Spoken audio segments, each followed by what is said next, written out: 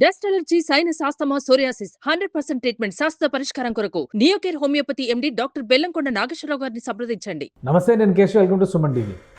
కేంద్ర ప్రభుత్వం బడ్జెట్లో ఆంధ్రప్రదేశ్కి వరాల జల్లు కురిపించింది. అదే క్రమంలో ఏపీ పైన కరుణ చూపించినందుకు ఏపీలో అధికారంలో ఉన్న కూటమి ప్రభుత్వం ప్రధానమంత్రికి, కేంద్ర ప్రభుత్వానికి అభినందనల చందనాల్ని చల్లింది. అసెంబ్లీలో జరిగినటువంటి చర్చలో గత 5 ఏళ్లుగా రాష్ట్రం ఎదుర్కొన్నటువంటి సమస్యలు, ఇప్పుడు కొత్త ప్రభుత్వానికి చేయూతనిస్తున్నటువంటి తీరు, వీటిపైన అధికార పక్షంలోని నేతలందరూ కూడా ప్రశంసల జల్లు కురిపించారు. అలానే ఏపీ అభివృద్ధి కోసం కేంద్ర ప్రభుత్వంతో, ప్రధానంగా ఎన్డీఏ పక్షాలతో కలిసి నడవడానికి తాము ఎప్పుడు సిద్ధమైనటువంటి ప్రకటన చేశారు. ఈ అంశాలపైన విశ్లేషణ చూద్దాం. మనతో పాటు పొలిటికల్ అనలిస్ట్ చంద్ర శ్రీనివాస్ గారు ఉన్నారు. చంద్ర శ్రీనివాస్ గారు నమస్కారం. నమస్కారం అండి. అసెంబ్లీలో చేసినటువంటి చర్చ తీర్మానం ప్రధానంగా కేంద్రానికి ధన్యవాదాలు తెలుపుతూ చెప్పినటువంటి విధానం, పార్లమెంట్లో బడ్జెట్ ప్రసంగం పూర్తయిన కొద్ది గంటల లోపే, బహుశా గంట లోపే అనుకుంటా, ఈ అంశం పైన పవన్ కళ్యాణ్ గారు రియాక్ట్ అవ్వడం, ఉప ముఖ్యమంత్రి హోదాలో, అలానే సీఎం హోదాలో చంద్రబాబు నాయుడు గారు రియాక్ట్ అవ్వడం, ఇతర సభ్యులు మాట్లాడడం, ఏ విధంగా చూడాలి? డెఫినెట్గా అంటే దేశంలో మిగతా రాష్ట్రాల కంటే ముందుగా ఆంధ్రప్రదేశే స్పందించింది అనాలి. కూటమిని అప్రిషియేట్ చేస్తా. దాంట్లో పవన్ కళ్యాణ్ గారు స్పందించిన తీరు చాలా ఆహ్వానించదగ్గ పరిణామం. ఎందుకంటే ఏది రాష్ట్రానికి కావాలో, ప్రజలకు కావాలో మేము అడుగుతాం, డెఫినెట్గా మోదీ గారు ఇస్తారని ఒకే మాట మీద ఉన్నారు. ఈ కూటమి ఆవశ్యకత భవిష్యత్తులో మీకే తెలిసిద్దని కూడా చెప్పాడు. ఆ కూటమి కట్టడంలో కూడా ముందున్నాడు. ఈరోజు 4.5 దశాబ్దాల అనుభవం ఉన్న చంద్రబాబు నాయుడు గారిని, ఆ పార్టీని ఎన్డీఏతో కలిపారు. ఈరోజు మనం చూసాం హ్యాట్రిక్ పీఎంగా ఉన్నాయి. మరి అది అటువంటి మోడీ గారు గత 5 సంవత్సరాలు ఎప్పుడు లేని విధంగా, 5 సంవత్సరాల వల్ల ఆ ప్రభుత్వం ప్రజల గురించి ఎప్పుడు ఆలోచించలేదు. కాబట్టి వీళ్ళు ఫస్ట్ టైంగా ఊరట, అమరావతి అనేది గుర్తించడం రాజధాని, దానికి 15,000 కోట్లు ప్రకటించటం, దానికి వెనువెంటనే ఇప్పుడు ఈరోజు జరుగుతున్న అసెంబ్లీ సాక్షిగా ఆయనకి అభినందన తెలియజేయడం. బడ్జెట్ సమావేశాలు ఉన్నాయి, ఆల్రెడీ ఒక ప్లానింగ్ ఉంది. కాబట్టి బడ్జెట్ ప్రసంగం జరుగుతుండగానే లోకేష్ గారు ట్వీట్ చేశారు. కృతజ్ఞతలు తెలుపుతూ కేంద్ర ప్రభుత్వానికి. అంటే రెండు, ఇక ఒక రకంగా అక్కడ ఎన్డీఏ ప్రభుత్వం, ఇక్కడ ఎన్డీఏ ప్రభుత్వం అనుకోవాలి. కాబట్టి డబుల్ ఇంజిన్ సర్కార్ రిజల్ట్ అనుకోవచ్చా దీన్ని? డెఫినెట్గా. ఎందుకంటే అక్కడ ఇక్కడ కలిసే ఉన్నారు. అదే సమయంలో ఆంధ్రప్రదేశ్కి ఎప్పుడు లేని విధంగా గత 5 సంవత్సరాలు ఎప్పుడు చూడలేదు. 2014, 19 24 వేరు. ఈ సిచ్యువేషన్లో గొప్ప ఊరట లభించినట్టే కదా. ఎందుకంటే 15,000 కోట్లు ప్రకటించడంతో పాటుగా అవసరాన్ని బట్టి పలు దఫాలుగా మేము సహాయం చేయడానికి వెనుకాడం అని చెప్పటం, రెండోది పోలవరం మేమే పూర్తిగా చేయడానికి సహకారం అందిస్తామని చెప్పటం, తర్వాత పరిశ్రమలు కావచ్చు, టూరిజం కావచ్చు, అన్నింటిలో కూడా ఆంధ్రప్రదేశ్కి కనపడుతుంది, అభివృద్ధి కనపడుతుంది. వాళ్ళు ఇచ్చిన షెడ్యూల్లో కూడా మొత్తం ఉంటుంది. తర్వాత వెనుకబడిన ప్రాంతాలు, ఇప్పుడు ప్రత్యేకంగా బుందేల్ఖండ్ ప్యాకేజ్ తరహాలో ఉత్తరాంధ్ర వెనకబడతారానికి గురైంది అనేది అందరికీ తెలిసిన అంశమే. శ్రీకాకుళం, విజయనగరం, విశాఖపట్నం నుంచి ఎక్కువ మంది యువత వేరే రాష్ట్రాలకి, దేశాలకు వలస వెళ్ళిపోతున్నారు. దాన్ని వెనుకబడి గురైందానికి వాళ్ళు గుర్తించి ఉత్తరాంధ్రకి ప్రత్యేక ప్యాకేజీ వెసులుబాటు కల్పిస్తూ ఉన్నారు. ఎందుకంటే అదే సమయంలో ప్రకాశం జిల్లా, రాయలసీమకు కూడా మేము గమనించాం అక్కడ అనేది. అంటే ఇప్పుడు విభజిత ఆంధ్రప్రదేశ్ అయిన తర్వాత దాంట్లో భాగంగా రావాల్సిన రాయితీల మీద దృష్టి పెట్టినట్టే స్పష్టంగా కనపడుతుంది. అంటే ఒకటి, ఇప్పుడు నంబర్స్ ఏమీ ఫిక్స్ చేయకుండా వెనుకబడిన ప్రాంతాలకు ఆర్థిక ప్యాకేజ్ అంటే 20,000 కోట్లు, 30,000 కోట్లు, ఎంతో ఒక నంబర్ చెప్పకుండా కేవలం మేము ఆదుకుంటాం అనేటువంటి మాటలు చెప్పడం అనేది, రాష్ట్ర విభజన జరిగిన 10 ఏళ్ల తర్వాత ఈ మాటలు చెప్పడం అనేది కంటి తుడుపు చర్య అనే విమర్శలు వస్తున్నాయి. ఇప్పుడు షర్మిల గారు ప్రెస్ మీట్ పెట్టి మరీ విమర్శించారు. ఇంత ఇస్తాం అనేటువంటి మాట తప్పితే ఒక్క అమరావతి విషయంలో మాత్రం, అంటే అమరావతి అనే పేరు కూడా ఉపయోగించాలా, రాజధాని అభివృద్ధికి 15,000 కోట్లు అనేటువంటిది మాత్రమే చెప్పారు. పోలవరంకి ఎంత ఇస్తారు, ఎప్పుడు ఇస్తారు, దాని మీద క్లారిటీ ఇవ్వలేదు. వెనుకబడిన ప్రాంతాలకు ఎంత ఇస్తారు, ఆ నంబర్ చెప్పలేదు. ఇదంతా కేవలం ఎన్నికల బడ్జెట్, ఎన్నికల ప్రసంగం లాగా ఉంది అనేటువంటి విమర్శ చేశారు. ఎలా చూడాలి? ఎన్నికలు ఎప్పుడున్నాయి సార్? మళ్ళీ ఎన్నికలు ఎప్పుడుంటాయి? 5 ఏళ్ళకి వస్తాయి. అంతే కదా. ఎన్నికల బడ్జెట్ ఇప్పుడు పెట్టాల్సిన అవసరం ఉంది. అసలు చేయకూడదు అయితే ఆంధ్రప్రదేశ్ చేయలేదు. గత 5 సంవత్సరాలు చేయలేనప్పుడు గత ప్రభుత్వం వాళ్ళ అన్నగారు ఏం చేశాడు? ఆమె ఇప్పుడు చెప్పడానికి ఏమి, ఆమెకేంటి? ఇప్పుడు విభజిత ఆంధ్రప్రదేశ్లో సహేతుకంగానే విభజన చేసి అసెంబ్లీ, పార్లమెంట్లో గేట్లు మూసి ఎంతో ఆంధ్రుల ఆత్మాభిమానం మీద దెబ్బ కొట్టినందుకు ఏం జరిగిందో తెలుసు కదా. 2 రాష్ట్రాల్లోనే రామరూపాలు లేకుండా పోయింది. కాకపోతే 10 సంవత్సరాలు పోరాడి చివరికి రేవంత్ రెడ్డి రూపాయన తెలంగాణలో అధికారం వచ్చింది. మరి కాంగ్రెస్లో అసలు లేసే పరిస్థితి కూడా ఆంధ్రప్రదేశ్లో లేదు. ఏదో ఇప్పుడు ఒక అవకాశం వచ్చింది, ఆమెకు అధ్యక్షురాలు అయినంత మాత్రాన మోదీ గారిని విమర్శించే స్థాయి, కుటుంబం విమర్శించే స్థాయి, తర్వాత ఏమి ప్రకటించారంటే ఇక చెప్పాల్సిన అవసరం ఏమి లేదు ఇక్కడ. ఇప్పుడు మరి ప్రకటించినందుకు అభినందించాలి యాక్చువల్గా.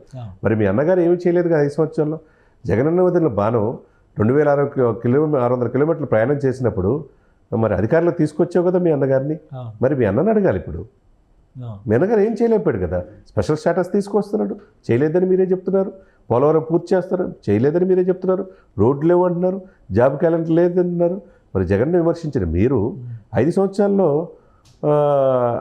అన్యాయం అయిపోయింది కదా ఆంధ్రప్రదేశ్. ఇప్పుడైనా కొద్దిగా గాడిలో పడుతున్నప్పుడు అభినందించాలి, అంతేగాని వీళ్ళకి లెక్కలు చెప్పాలి. అసలు కేటాయింపుల విషయంలోనే కాకపోయినా కానీ మిగతా అంశాల విషయంలో కూడా కేంద్ర ప్రభుత్వం పూర్తి స్థాయిలో న్యాయం చేసింది అనుకోవచ్చా, ఇంకా పెండింగ్ ఉన్నాయి? ఎందుకంటే చంద్రబాబు నాయుడు గారు రాజధాని నిర్మాణానికి కానీ రాష్ట్రం కష్టాల్లోంచి బయటపడాలంటే కనీసం ఇప్పటికిప్పుడు 1,00,000 కోట్లు జనరేట్ చేయాల్సినటువంటి పరిస్థితి ఉంది అన్నారు.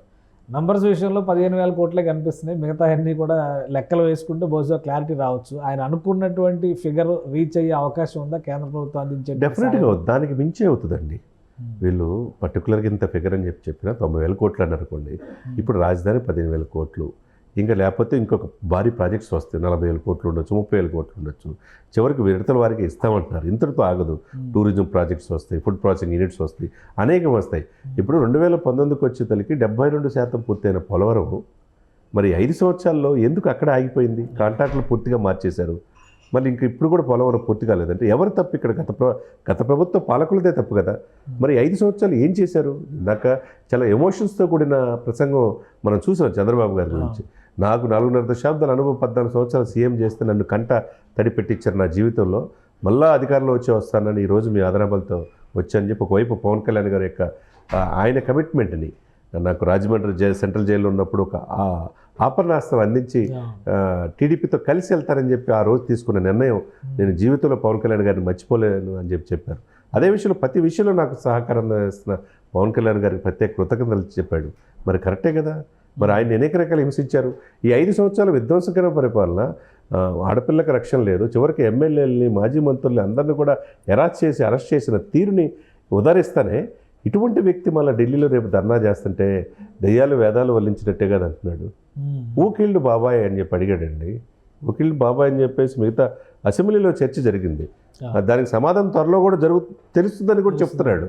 అంటే నిస్వార్థంగా సిబిఐకి ఫ్రీ హ్యాండ్ ఇవ్వాలి. కానీ ఒకటి, ఇప్పుడు ఉన్న పరిస్థితుల్లో అటు కేంద్రం బీజేపీ, ఇటు జనసేన, తెలుగుదేశం మూడింటి మధ్య ఒక కాంక్రీట్ అండర్స్టాండింగ్ ఉంది. చాలా క్లియర్గా ఒక వ్యూహం ప్రకారం వెళ్తానికి వచ్చింది. ఎందుకంటే లాస్ట్ 10-15 డేస్లో కూడా చంద్రబాబు నాయుడు గారు ఢిల్లీ వెళ్ళి రావడం ఇవన్నీ మనం చూస్తూనే ఉన్నాం. బట్ ఒక క్లియర్ కట్ కాన్ఫిడెన్స్తో ఉన్నారు, బడ్జెట్లో మనకి ఏదో రాబోతుంది కాబట్టి రాష్ట్రానికి ఇచ్చినటువంటి కొన్ని హామీల విషయంలో అయినా కానీ ముందడుగు పడుతుంది అనేటువంటి సంకేతాలు అయితే స్పష్టంగా ఇచ్చారు. ఇప్పుడు 3 పార్టీల కూటమి ఒక స్పష్టమైనటువంటి వ్యూహంతోనే అటు జాతీయ స్థాయిలో కానీ ఇటు రాష్ట్రంలో కానీ రాజకీయం చేస్తుంది అనుకోవచ్చు. సూపర్గా మ్యూచువల్ అండర్స్టాండింగ్ కనపడుతుంది. స్పష్టమైన విధి విధానాలతో వెళ్తున్నారు. వాళ్ళ క్లారిటీ ఉంది. ఒకరికొకరు చేయుతా, మేమంతా వెంటే అని మోదీ గారు వెంట నడుస్తున్నారు. మంత్రులు ఎక్కడ కూడా ఈ భేషజాలు లేకుండా వెళ్తాం, రాష్ట్రానికి ఏమైనా కావాలని అడగటం. ఒకవైపు బీజేపీది పాత్ర ఉంది కాబట్టి రాష్ట్రాన్ని మంచిగా తెచ్చుకుంటే ఇంకా ఇప్పుడున్న 1% 2.5% పెరిగింది. 10 చోట్ల పోటీ చేసి 8 చోట్ల గెలిచారు. ఎంపీలు అయితే 3 స్థానాలు గెలిచినప్పుడు ఇంకా మరింత ఆంధ్రప్రదేశ్లో వాళ్ళు విస్తరిద్దామనే ఆలోచన బీజేపీకి ఉంటుంది కదా. మరి దక్షిణ భారతదేశాలు పూర్తిగా దృష్టి పెట్టారు. తెలంగాణలో 8 సీట్లు వచ్చినాయి, ఇప్పుడు ఆంధ్రప్రదేశ్లో వచ్చినాయి. అక్కడ మెజార్టీ కూటమి వచ్చింది, అధికారంలో భాగస్వామి అయ్యారు. మరి ఆ టేస్ట్ తెలుసు కదా వాళ్ళకి. దక్షిణ భారతదేశంలో ఏంటి అనేది వాళ్ళకి తెలుసు బీజేపీ వాళ్ళకి. కాబట్టి ఈ రాష్ట్రానికి ఎందుకు ఏమి అన్యాయం జరిగిందనేది కూడా తెలుసు కాబట్టి వాళ్ళే ఆ న్యాయం చేసే దిశగా ఒకరికొకరు మ్యూచువల్ అండర్స్టాండింగ్తో వెళ్తున్నారు అనేది స్పష్టంగా ఈరోజు బడ్జెట్లో, నిర్మలా సీతారామన్ గారి బడ్జెట్లో పర్ఫెక్ట్గా ఏపీకి ఇప్పుడు ఏ అనేది మనం చదువుకున్నప్పుడు కానీ రికార్డ్స్లో కానీ అక్షర క్రమంలో కానీ ముందు ఉంటుంది, కానీ వెనకబడిపోతుంది. తరతరాల నుంచి అన్నట్టుగా మనం దశాబ్దం పైన చూస్తున్న ఆంధ్రప్రదేశ్ వెనకబడిగే ఉంది. ముఖ్యంగా ఈ 5 సంవత్సరాల్లో చాలా వెనకబడిపోయింది.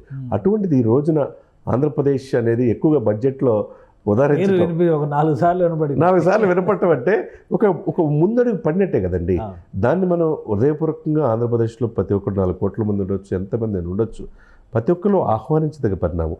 2014లో ఈ రాష్ట్రానికి అనుభవం కావాలని చాలా కష్టాలు ఉన్న ఆంధ్రప్రదేశ్ ఆ రోజు నన్ను సీఎం చేసింది ఎటువంటి స్వార్థం లేకుండా రాజకీయ పోటీ చేయకుండా చేసింది చంద్రబాబు గారే.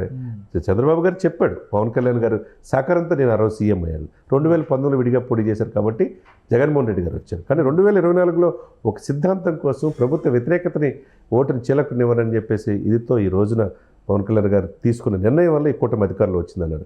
నా జీవితంలో ఎప్పుడు కూడా 83 ఎన్టీ రామారావు గారు కూడా ఉన్నా కానీ ఎప్పుడు నేను విజయం చూడలేదు నా జీవితంలో అని చెప్పారు. ఇంతకంటే ఏముందండి, ఆయన అన్నీ కూడా ఎమోషన్స్తో నడిచింది ఈరోజు అసెంబ్లీ సమావేశాలు. ముఖ్యంగా వెంటనే మోదీ గారికి ఒకవైపు ఉప ముఖ్యమంత్రి గారు కావచ్చు, ముఖ్యమంత్రి గారు కావచ్చు, యావత్ ఎమ్మెల్యేలు అసెంబ్లీ మొత్తం కూడా అసెంబ్లీ సాక్షిగా వాళ్ళు మోదీ గారి వెనకే కూటమి బడ్జెట్ ప్రసంగం నేపథ్యంలో ఒక భావోద్వేగ బంధం బలపడింది ఈ కూటమి మధ్య అనుకోవచ్చు.